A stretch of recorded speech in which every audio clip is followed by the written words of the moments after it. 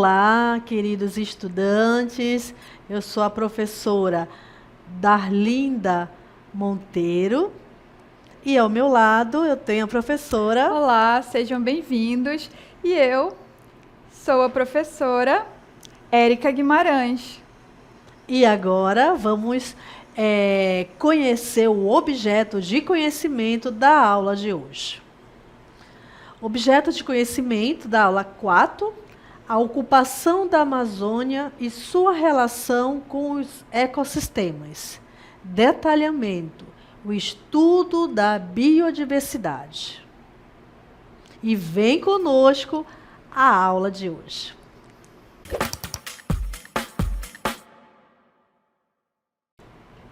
Olha que ambiente bonito, né, Érica? É verdade, estamos no meio da onde? Da nossa floresta amazônica. Isso mesmo, e hoje nós vamos falar sobre a biodiversidade. É um assunto muito importante. Sabe por que é importante? Porque a gente vai entender a variedade, né, de animais, de plantas que existem aqui nesse ecossistema. E vamos aprender a cuidar, não é verdade, Érica? Sim, exatamente. Aprender como conservar e a preservar esse ambiente tão rico que nos cerca. E aí eu vou querer falar, Érica, sobre a cor das plantas. Você já parou para pensar, né? E ver a riqueza de plantas, né? De flores, na verdade, né? De plantas também e flores que temos aqui no nosso ecossistema. E uma das coisas, Darlinda, que mais chama a nossa atenção, o que chama a atenção de vocês? Essa variedade de cores, não é mesmo? Já perceberam o quanto que é colorido esse nosso ambiente? Por quê, professora Darlinda? Érica, acontece o seguinte, é que essas plantas, elas possuem compostos orgânicos e esses compostos orgânicos, dependendo da concentração nas flores, elas vão ter uma cor diferente. Eu vou dar um exemplo para você aqui. Esse composto orgânico aqui que a gente está vendo, né? Nós temos aí a sua fórmula estrutural, e esse composto orgânico ele é chamado de pelagodinina. O que é a pelagodinina? É um composto orgânico responsável pela cor vermelha. E sabe por que isso, Érica? Isso também depende do meio, se o solo é ácido ou se o solo é básico. Nesse caso aqui, para ser vermelha, o solo ele precisa ser ácido, tá? Se o meio for alcalino, eu vou ter plantas na cor laranja. E aí eu tenho outro composto orgânico, observe, que é a ciadinina. A cianidina, ela é um composto orgânico que vai dar uma cor violeta às plantas, tá? Ela que é responsável. Então, toda planta que tem esse roxo violeta, qual é o composto químico responsável? A ciadinina, ok? E outros compostos que nós temos? Vejam só o que nós temos passando aqui nesse nosso cenário, um arara azul. Isso mesmo, fazendo uma visita, tá? Então, Érica, ainda falando das cores das flores, elas desempenham um papel fundamental na atração de polinizadores e, consequentemente, na reprodução dessas plantas. A cor numa flor é um sinal visual. Esse sinal visual vai atrair os animais. Que animais são esses? As abelhas, os pássaros, os beija-flores para essas flores. E aí eles vão permitir que eles transfiram, olha que interessante, o pólen para outras plantas. E essas cores das flores, elas são produzidas, como eu já falei, né, pelas antocianinas. As antocianinas é um grupo, é uma família, né, de compostos orgânicos que são responsáveis pela essa coloração dessas flores, vermelho, azul ou roxo, tá? Além das antocianinas, também nós temos um outro grupo que é chamado de flavonoides, que é responsável pela cor amarela. E temos os carotenoides, que é o vermelho, laranja ou amarelo. Aí, já dei um exemplo para vocês, da pelagogenina, que tem a coloração vermelha. E temos o outro composto orgânico, né, que é a ciadinina, que é responsável, né, em dar a coloração violeta. E aí, Érica? Então, além da gente perceber, né, dessa função, então, do que confere essa cor às flores, a gente aprendeu um pouquinho que essa coloração serve para atrair polinizadores. E qual que é a importância desses polinizadores? Eles atuam num processo chamado polinização, que é justamente que vai auxiliar na reprodução das plantas e dessa forma ela vai permitir então a conservação do meio ambiente, a conservação dessa nossa vegetação, assim também, né, como vai permitir, uma vez dessa vegetação conservada, que elas sejam um habitat para diversos animais, invertebrados, vertebrados e de maneira geral, então, essa polinização ela promove o equilíbrio dos ecossistemas. Então, isso a gente vê, né, que é um ponto importante dessa coloração, de por que atrair polinizadores e dessa função tão importante que ocorre no nosso meio ambiente. Legal. E agora a gente vai falar sobre uma árvore, né? E ela é nativa aqui da região norte. Sim. Qual é, Érica? Vocês estão vendo aí na imagem que árvore que apareceu para a gente. Vocês reconhecem? Ela é muito expressiva aqui na região, não é verdade? Quem é? Então, vamos lá ver um pouquinho mais sobre essa nossa parte, né? Que a flora da floresta amazônica, ela possui destaque, graças à sua biodiversidade, com espécies muitas vezes endêmicas. O que significa endêmica? São aquelas espécies, né, aquelas plantas que ocorrem só aqui na nossa região, exclusivas daqui. E outras ainda espécies não identificadas, porque a gente tem uma vegetação tão grande, tão diversa, que ainda exige muitos estudos para a gente conseguir fazer o levantamento de tudo que a gente tem. E aí, dentre essa vegetação tão rica, as frutas, elas destacam-se. E dentre essas frutas, nós temos o nosso açaí, produzido pelo açaizeiro. Isso mesmo, Érica. Eu tenho uma curiosidade que eu nunca tinha visto, por exemplo, os frutos roxo-azulado. O nosso açaí não tinha visto ainda, professora Não tinha visto ainda só o quase preto já maduro, né? Olha que interessante aí também a presença da antocianina presente aí nos frutos do açaí, fazendo essa troca de coloração e dando uma indicação, né? Quando ele vai para a cor quase preto, significa dizer que o açaí está maduro, né? Isso. Então, o fruto do açaizeiro, ele possui um potencial agroindustrial, tecnológico, nutricional e econômico. Graças ao quê? À versatilidade para aplicação como ingredientes de formulações de alimentos devido, gente, à sua composição nutricional e pelos seus potenciais de propriedades bioativas. Então, esse produto, ele é um dos principais alimentos das populações ribeirinhas. E ele vem rapidamente ganhando espaço no mercado de bebidas energéticas, porque ele tem um intenso valor nutricional, então ele confere, né, essa energia para o nosso sistema biológico. Além disso, né, por apresentar essas propriedades, né, energéticas e além de outros benefícios nutricionais. Vamos ver um pouquinho sobre eles?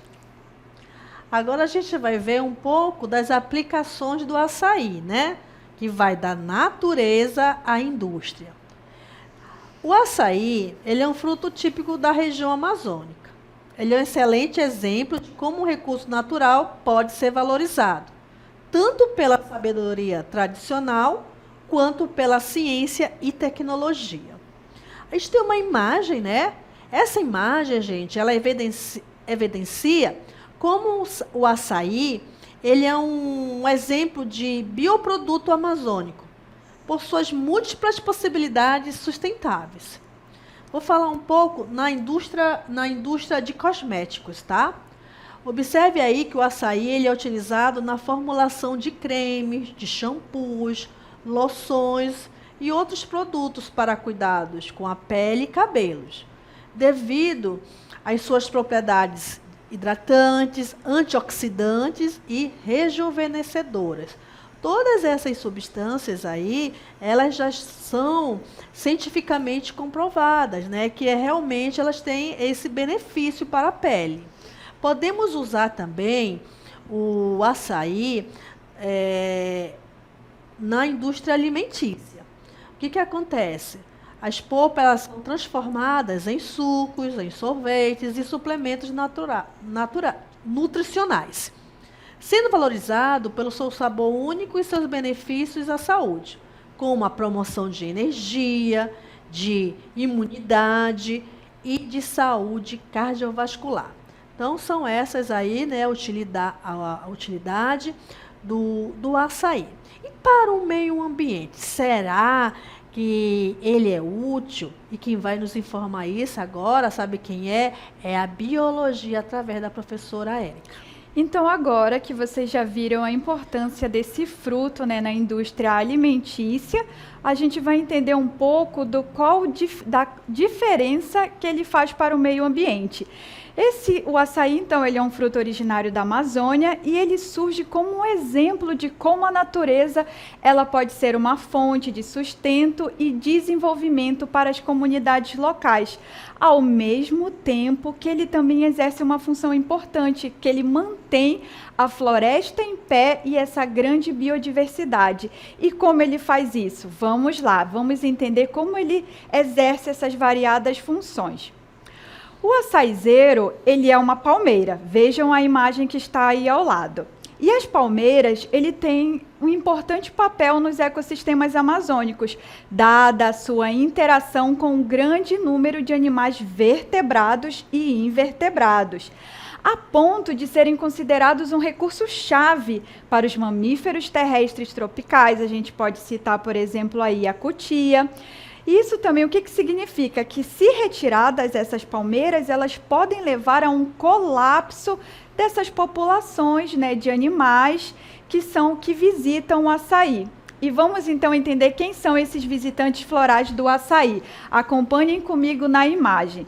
O que ela nos informa é que 51% dos polinizadores do açaí são de abelhas nativas. Vejam só, então metade responsável por garantir que hajam mais palmeiras, mais açaizeiros, são as abelhas. Então, é importante a gente deixar as abelhas lá quietinhas no lugar delas, porque elas estão fazendo um importante papel para a nossa natureza.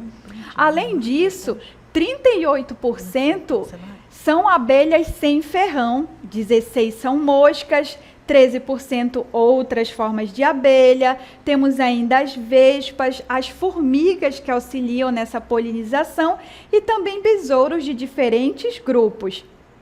Então, a gente percebe que o açaí ele é um importante, né, fruto da nossa região e que ele evidencia como os produtos naturais da Amazônia eles podem ser transformados, né, em produtos que vão apresentar um valor comercial tanto regional quanto nacional e até internacional. E aí, além de contribuir de forma econômica, ele então nos auxilia, né, na manutenção da floresta, da nossa floresta em pé, né, para manter essa diversidade de fauna, né, de polinizadores. Vamos então ver quais são os usos dessa palmeira, né, do açaizeiro. Vamos lá? Como vocês podem ver na nossa imagem, nós temos a nossa palmeira, o açaizeiro, e esse açaí ele é utilizado de diversas formas, não só para a produção, né, de alimento. Vamos lá. Nós temos, então, ele é utilizado no alimento, através do seu fruto, vejam só na imagem, e também ele gera o palmito de açaí. Esse fruto, ele também é utilizado, né, para a fabricação de bebidas, e além disso, ele é utilizado na construção, vejam só, para a construção de casas, onde é utilizado o seu tronco, as folhas. Ele também pode ser utilizado para o artesanato. Vejam só, onde é utilizado a folha e o tronco dele para fabricação, né, de alguns artefatos. E, além disso, ele também é utilizado na indústria medicinal, né, na fabricação de remédios, onde são utilizados suas sementes e o broto dele. Então, a gente vê que essa palmeira, ela tem diversas funções e não somente o fruto, como nós podemos, né, verificar agora, vendo essas várias utilizações.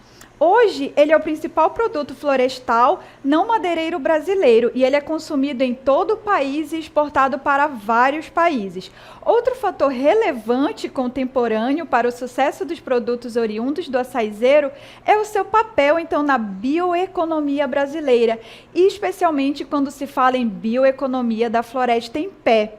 Pois a extração de produtos não madeireiros, em princípio, é uma prática menos impactante que a extração da madeira em si, já que esta implica na retirada da quantidade de matéria significativa da floresta.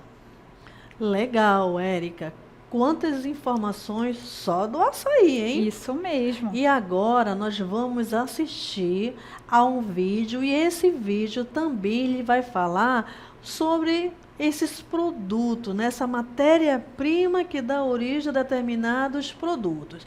Agora, o que é interessante é que esses produtos, eles são obtidos através de reações orgânicas.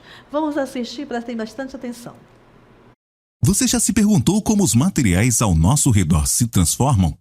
Da borracha dos pneus ao combustível dos barcos, tudo passa por processos químicos. Hoje vamos entender como reações de eliminação são essenciais na Amazônia. Muitos produtos usados na Amazônia passam por reações químicas que eliminam partes de sua estrutura, gerando novas substâncias úteis. Vamos ver alguns exemplos. Aqui temos o látex extraído da seringueira. Ele passa por um processo de eliminação para endurecer e se transformar na borracha usada em pneus, calçados e até materiais de vedação. Durante a produção, o látex elimina impurezas e muda sua estrutura, tornando-se mais resistente. Este processo químico foi essencial para a indústria amazônica. Na Amazônia, combustíveis sustentáveis são uma alternativa ecológica. Óleos vegetais passam por reações químicas que eliminam partes indesejadas e formam biocombustíveis eficientes. Esse processo de eliminação gera um combustível mais limpo, reduzindo impactos ambientais. As reações de eliminação transformam recursos naturais da Amazônia em produtos úteis para todo o mundo. Então, gente, só recordando, né, o que foi falado sobre os produtos naturais, que são substâncias extraídas diretamente da natureza, foi o que nós vimos, né, Érica? Como plantas, frutos, raízes, óleos essenciais, sem a adição de compostos químicos artificiais, tá? E como exemplo, nós temos a quinina, que é usado no tratamento de malária, tá? A quinina, gente, ela é um dos medicamentos de origem natural. Podemos citar a quinina para o tratamento de malária, tá? E agora, imaginem vocês, hein? Numa época em que as cirurgias eram realizadas sem analgésicos, né? E que muitas doenças e traumas que acometiam a sociedade não eram aliviados. Então, eles eram amenizados, muitas doenças, pelo uso de quê? De produtos naturais. Vamos conhecer mais um produto natural? Temos também, então, a salicina. Vamos entender essas propriedades, né, geradas por esse composto. A salicina, ela é extraída da folha de salgueiro e ela é útil no tratamento de febre. A partir dessa molécula foi desenvolvido o ácido acetilsalicílico, que é um dos mais importantes fármacos de nossa era. Vocês já devem ter ouvido falar do AS. Além dele, nós temos também um outro composto, que é o Taxol, vejam só. O Taxol ele é um fármaco complexo utilizado no tratamento de tumores de ovários e de mama, geralmente obtido em quantidades mínimas, cerca de 300 miligramas, da árvore centenária Taxus brevifolia. E nós temos um outro produto natural, que é o Lapachol. Olha que legal, gente. Ela é uma pesquisa que é realizada no Brasil, tá?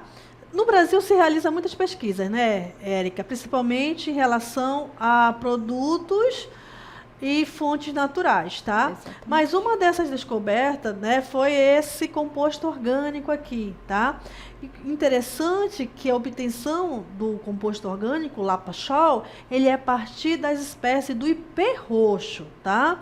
Então, essa substância, ela pertence ao grupo das naftoquinonas e que possui propriedades medicinais notáveis.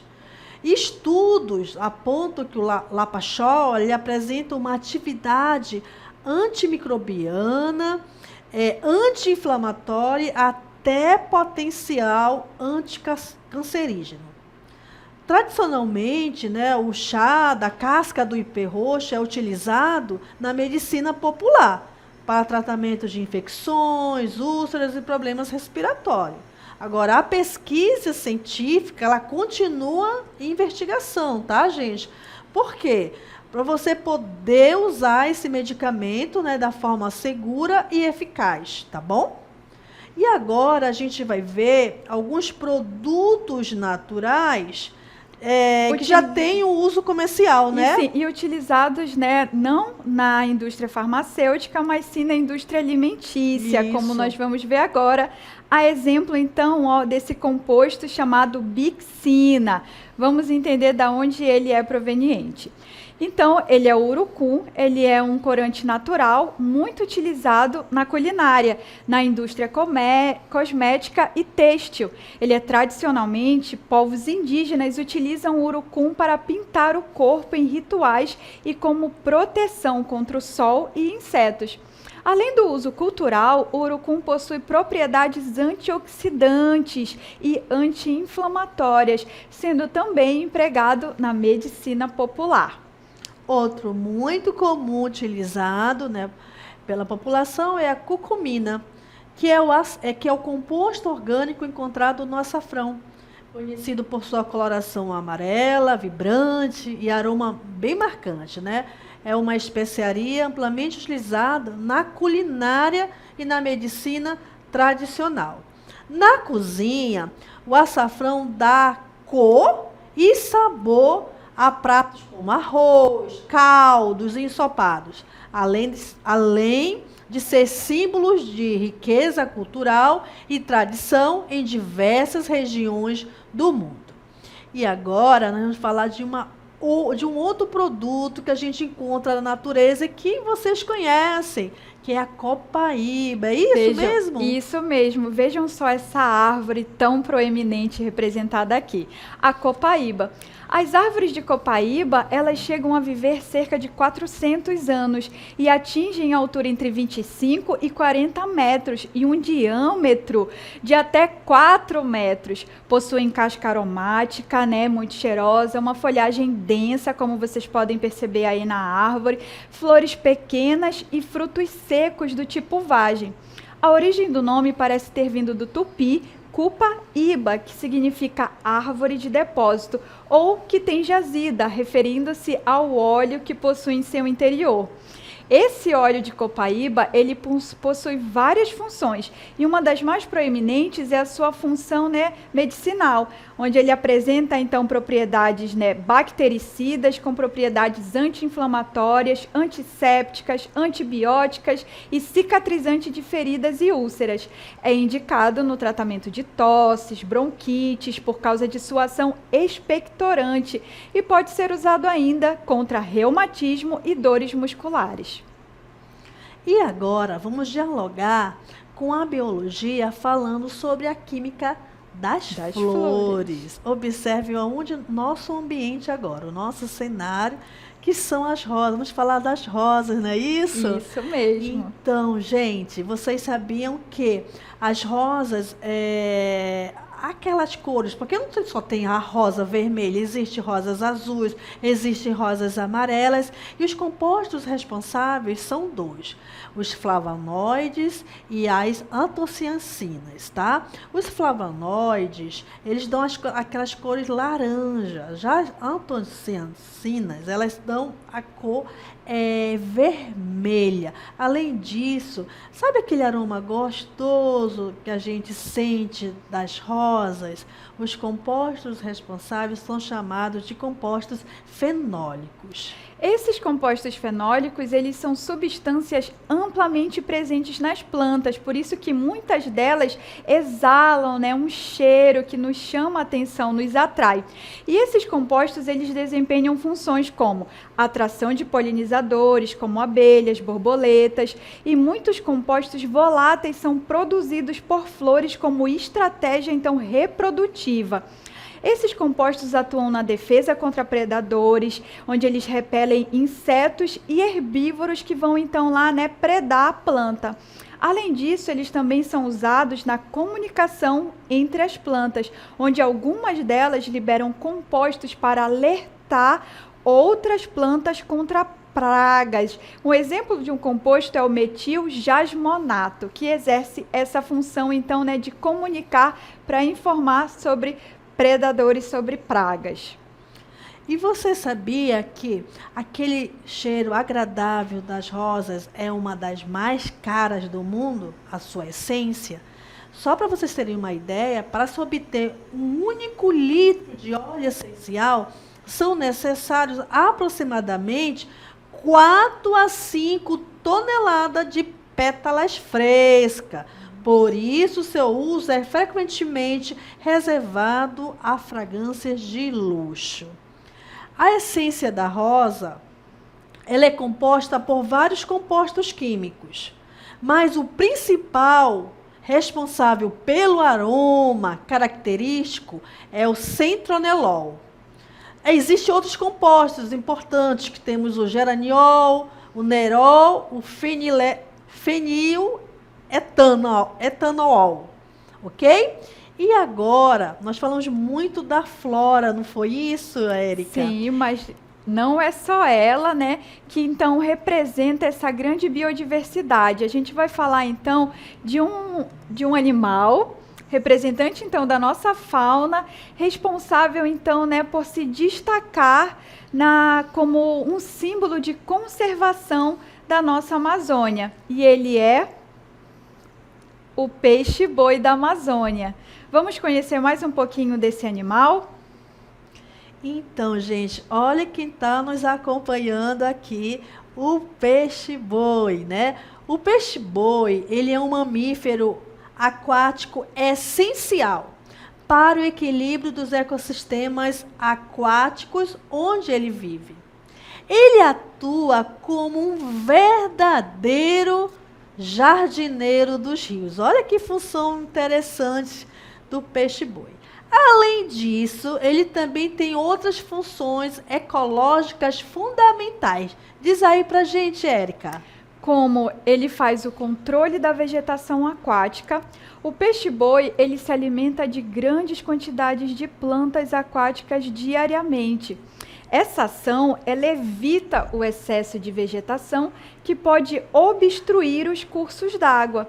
Então, mantém o equilíbrio dos ecossistemas aquáticos e facilita, então, a penetração da luz solar nos rios e lagos, permitindo, então, né, que essa luz ela chegue até nas partes mais profundas, já que o peixe-boi está eliminando, né, através da sua alimentação, essa vegetação que fica ali, né, na nossa linha d'água, favorecendo assim outras formas de vida aquática.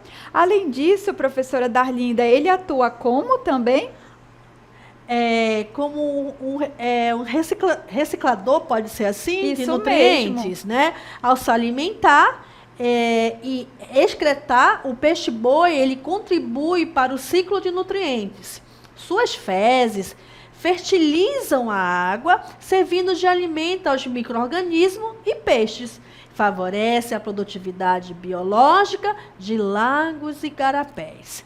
Então, a sua permanência E a sua conservação é Exatamente. muito importante para a biodiversidade. E assim, né, Érica? Exatamente. A gente espera que vocês tenham gostado da aula de hoje. Sobre biodiversidade e como conservar esse ecossistema tão rico.